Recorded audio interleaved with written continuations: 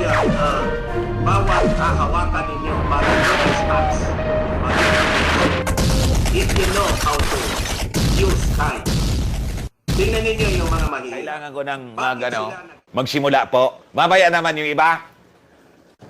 Babilis lang po tayo, mga kababayan, para hindi ko naman masayang yung oras po ninyo.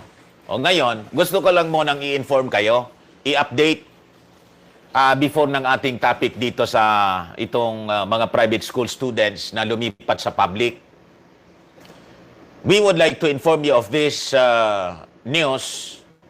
Of course, this is a good news and our victory. Asa na yun? This is, mga kababayan, about this decision ng IATF. Pasalamat na rin tayo. Maraming salamat po, IATF. Pinakinggan ninyo, nireview ninyo, napag-isip-isip ninyo. Tama pala yung sinasabi natin. Kaya sana po, huwag kayong mapikon sa akin. Ganun lang ako kasi magsalita.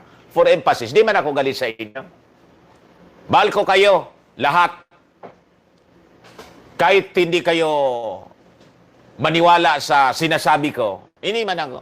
Wala man akong personal po sa inyo. You want to serve the country? You are there as government officials. Of course, it is your obligation to protect the safety of our kababayans. Naintindihan ko, kahit yung lockdowns po, naintindihan ko ang desisyon ng ating Pangulo. Kasi po, hindi man niya alam na ganun pala. That is my presumption po. Sana mali yung presumption ko na hindi niya alam. Kasi pag yung kabaliktaran po, alam niya, ay ibang usapan yon. Di ba? So, doon muna tayo sa presumption na hindi niya alam. Kaya pinapaalam natin, we are telling the President, COVID is an agenda. It is a political agenda by a world power. If you are not aware, Mr. President, you can ask your friend, Trump. Kasi si Trump, talagang pinangalanan niya yung grupo.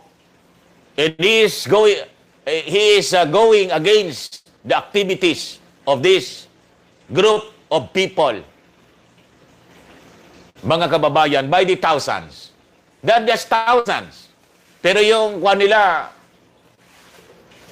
yung hardcore nila, kukunti lang po sila. Committee of 300 nga lang po sila eh. Kaya lang, may mga minions po sila. And you know, the leaders of the world, including mayors of this country, some of them are members, mga kababayan, not even aware na sila po ay instrument. Kasi nag-member lang sila sa isang organisasyon na akala nila tumutulong lang. Ganun katindi ang deception, the tentacles of this power. Mga kababayan. Kaya, sabi ko sa inyo, we are praying for them, for the President and the officials belonging to the Interagency Task Force. Hindi man po ako galit sa inyo. Wala akong galit po sa inyo. Kaya, pasalamat ako sa inyo. Finally, although, ang tagal ninyong ma-realize,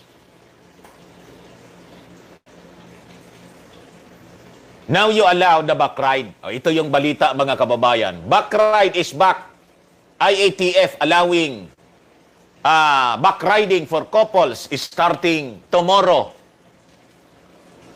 The government task force against the coronavirus disease, COVID-19, will allow back riding for couples with strict health protocols starting Friday, July 10. Sabi po ni Secretary Anyo ng DILG. Anong protocol? Sabi ko sa inyo. Mr. Secretary, tingnan ninyo yung protocol ninyo. Nonsense pa rin. Ridiculous. Simula bukas, papayagan na natin yung backriding sa mga couple at yung prototype model na sinasubmit ni Bohol, Governor Arthur Yap, approve na yan ng NTF, National Task Force. At ito yung prototype na gagamitin natin. Anyo, Vice Chairman ng Interagency Task Force on Emerging Infectious Disease, said, the model which allows passengers behind motorcycle drivers has dividers and handles between the riders and passengers to contain the spread of COVID-19. Bakit ko nasabing nonsense ito? Ba't kailangan mong divider? Sabi ninyo, couple, yung couple po, magkayakap yun. Pagsakay, paano nangyari po, Secretary Anyo, nang sa bahay, hindi sila nagkakahawaan? Naghahalikan sila. Then pagsakay sa motorcycle, comes now the protocol na dapat may divider. Kasi magkakahawaan na yung dalawa. Paano nangyari yun?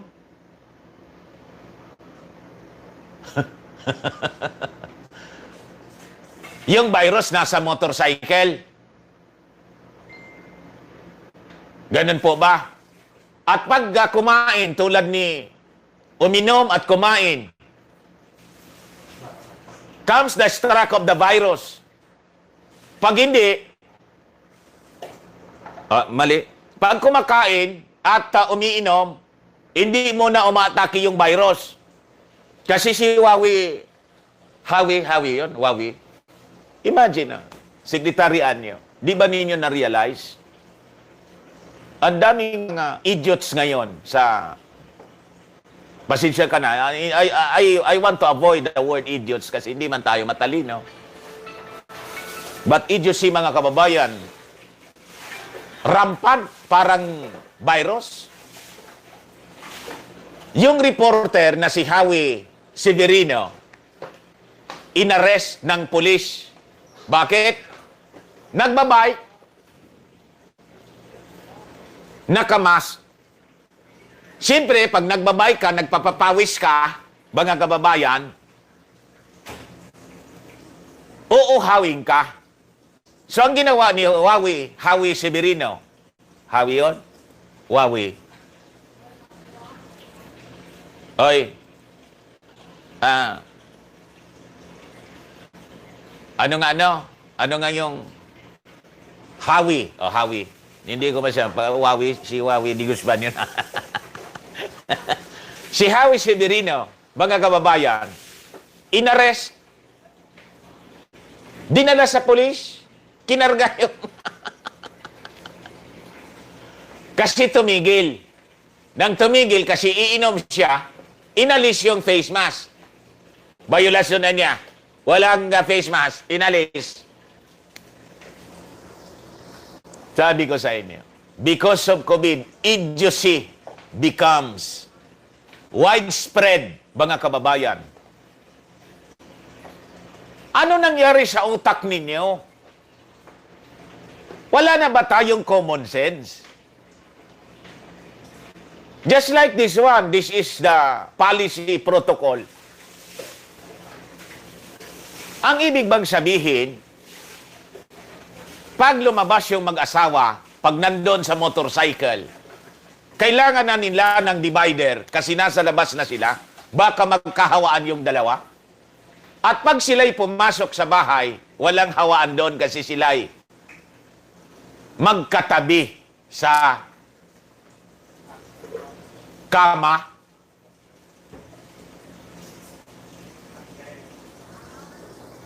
Sabi ko sa inyo, mga kababayan, as I was telling you, these protocols are designed para po tayo inisin. These are designed to confuse people, to give us difficulties in our daily activities. Kasi po, yung nag-design nito, ang intensyon nila, pag tayo na mga tao sa buong mundo ay nahirapan ng nahirapan,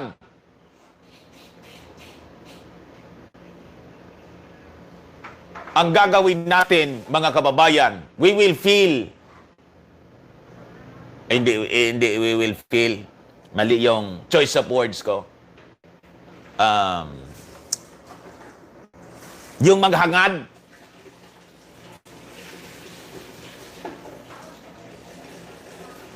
Maghahangad po tayo ng relief. Instant relief. Ganon ang pagka-design po nila nitong mga protocols. Bawal lumabas, quarantine pass, without vaccination, you cannot move. Yun ang mindsetting po sa atin. Hindi ka basta makapag-travel because you have to comply with all the health requirements. So that pag may bakuna na, anywhere you can go. So that pag may ID 2020 na, you can be traced automatically kasi nasanay na tayo sa social distancing as they are training us to observe strictly social distancing. Then, their ultimate solution, mga kababayan, for all this created crisis will be implemented by them. Then, tayong lahat mga kababayan will readily accept their solution. Sabi ko sa inyo, may solusyon na po sila. Kahit yung bakuna, may bakuna na po sila. Niluluto lang tayo for total acceptance of their final solution to us.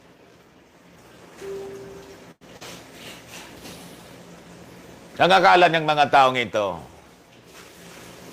bobo ang mga mamamayan sa buong mundo. Ang iyon ang akala ninyo. The believers of the scriptures. Basta ang inyong mga iniisip at ginagawa. Yung mga plano po ninyo, alam na namin, tagal na naming alam. As I was saying, mga kababayan, telling you, we have a lens, a magnifying lens. The magnifying lens is the Word of God.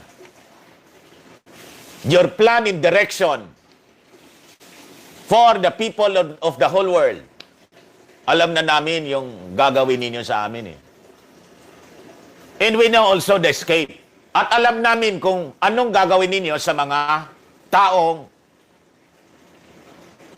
maiiwan dito sa mundo. Kaya nga, alam din namin na gustong-gusto ninyo kaming mawala. Kasi nga, habang nandito pa yung mga Kristiyano, the Bible believers, hindi pa ninyo nagagawa yung totally kontrolin ang buong mundo. In the Word of God, mga kababayan, the only remaining restrainer before the spirit of the Antichrist totally control the whole world. The presence of the Christians. Once nawala na po yung mga Kristiyano rito, the Antichrist will take over, will take control of the whole world. Your lives. Yan po ang totoo niyan. So going back dito, the model which allow passengers behind motorcycle has dividers. May barrier po between the rider and passenger. Pagkatapos may handle sa side ng barrier, at the same time, kailangan mag-wear ng mask at naka-helmet yung rider at passenger. Alam po ninyo, may gumawa nito dito noon. Naunan pa kayo ng isang taga-bundok. Hinulin ang pulis. Doon sa harap ng Bicol University, dito sa amin, sa Legazpi. Kasi naisip ng tatay, mga kababayan, paano niya ako bababa? Wala man means of transportation, bawal sa tricycle, walang jeep. Yung ECQ, kailangan nila bumaba galing sa bundok kasi bibili ng supplies. Para hindi mahirapan, dapat kasama niya yung anak para may katuwang Kasi para isa na lang, hindi yung pabalik-balik. Kasi napakahirap yung mag-travel. Laging may mga checkpoints. Up! Magkano yan?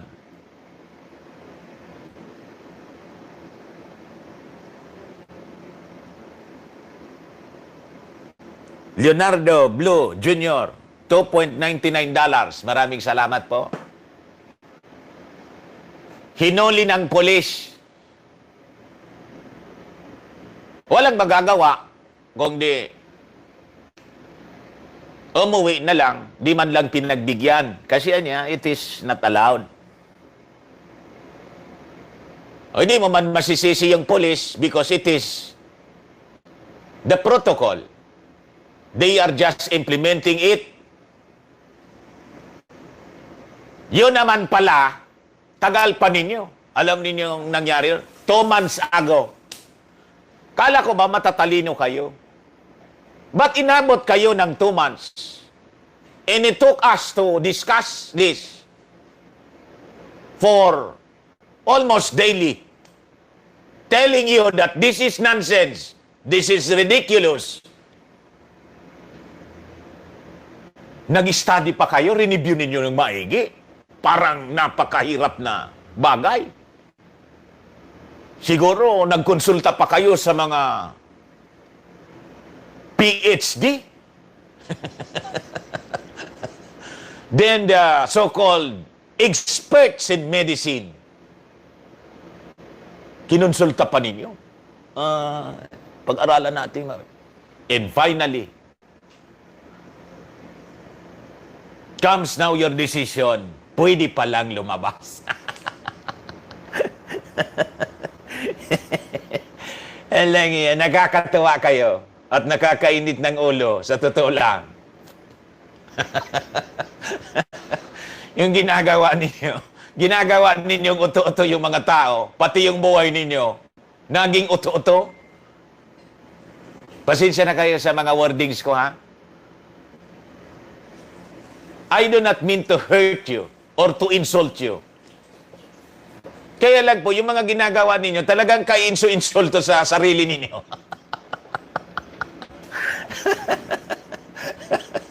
Imagine, tagal ninyong ma-realize, ano? Ang tagal.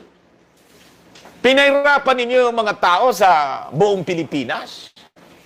You are not allowing motorcycle riders.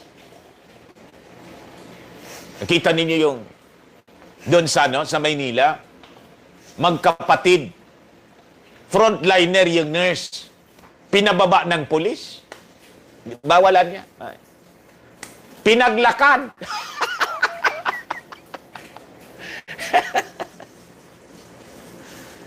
Yan lang yung buhay natin ito dito sa mundong ibabaw. Pinirwisyo ninyo ang mga tao. At ang nakakalungkot doon, ang nagpirwisyo authorities. So as I was telling you mga kababayan, this advocacy we will continue. We won this fight to allow backriders. The next, we push hard, mga kababayan, in our campaign to end the lockdowns, to return to normalcy. Kahit sabi nila, it is impossible. Why? Sabi nila, mga kababayan, hindi na tayo babalik sa normal. So, ang ibig sabihin, tanggapin na natin, abnormal tayo. Yun ang gustong isaksak sa isip natin. We will still fight for it. End the lockdown, mahal na Pangulo. It is a nonsense policy. It is designed by the globalists to collapse the economy and our country. Not only our country, the nations of the world. Stop the lockdown. Tigilan na rin natin ang paggamit ng mask. It is bad to our health. Hindi totoo na it protects us. Baliktad po, mahal na Pangulo, ang nangyayari. And that is from experts. Not me. From me.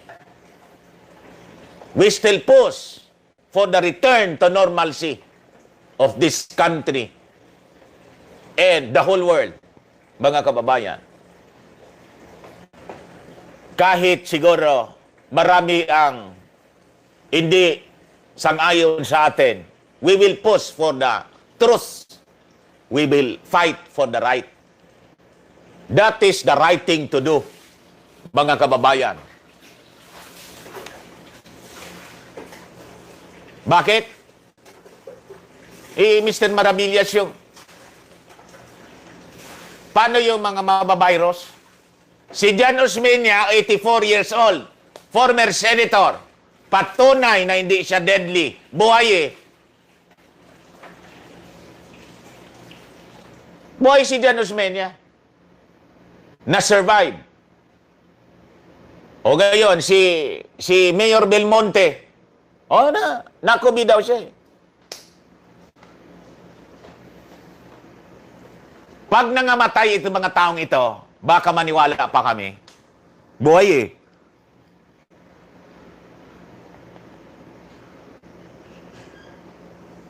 Pero kahit mamatay pa sila, mga kababayan, di pa rin kami maniniwala.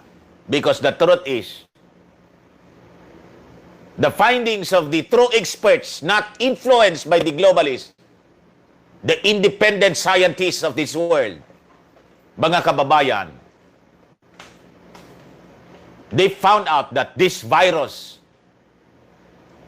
mga kababayan, is not as deadly as we are being told. Anyo said, couples are either married individuals or non-married couples with the same address. So, mali yung mga nabasa ninyo, mga kababayan, na it is only for married couples. Hindi siguro binasa yung detalye ng balita. Kaya ngayon po, binabalita ko sa inyo, quoting the statement from Anyo. So, pwede pala ang cash, pero ang kondisyon, kung hindi mag-asawa, parehas yung address.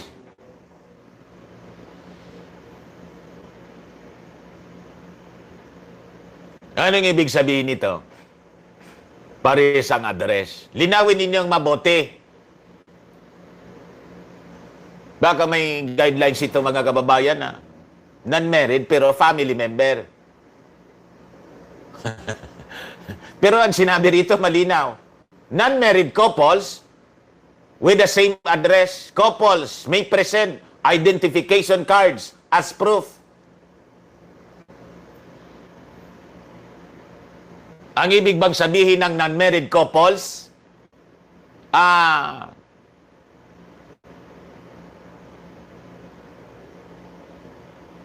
refers to itong magka-live-in or member of the family. Linawin ninyo kasi pag hindi, magulo. Presidential spokesman Harry Roque previously announced that the government will soon allow backriding with guidelines drafted by the National Task Force Against COVID-19. So, there will be guidelines. Ito general statement dito. Iwan ko kung tama yung aking pagintindi that it can be members of the family. Magkapatid, basta't parehas yung address, magka-live-in, ano pa? Basta members of the family.